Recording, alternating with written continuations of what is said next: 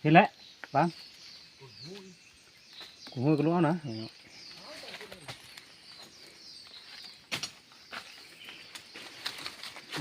นกใหญ่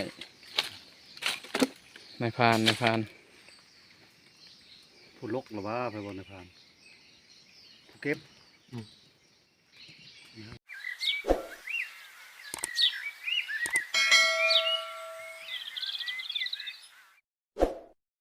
สวัสดีพี่น้องเนาะมาพบมาพอกับพูนที่ว่าพะหลอกตามเคยเนาะ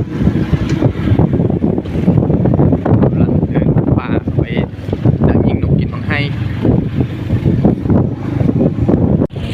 วัดทุ่งนาเนาะนะครับคน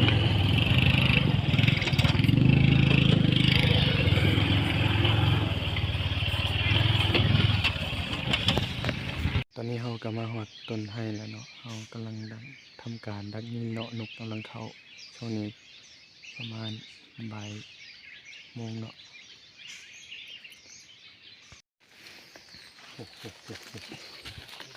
เห็นแล้วฟังกูมือก็รู้นะ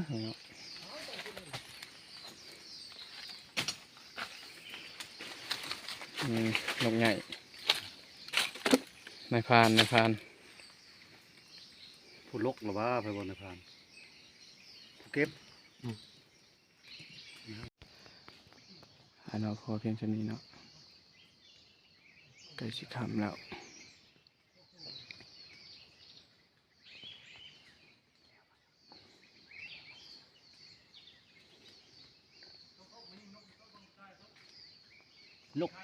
นกเพียงฉลามมันก็ตกเนาะเราต้องขอโทษขออภัยเนาะเพราะว่าเราบ่มีขาจับกล้องเนาะมึงไม่เซฟฟี่เราต้องได้ตั้งไว้ก่อนเพราะว่าเราได้ปิดนาเขาเจอ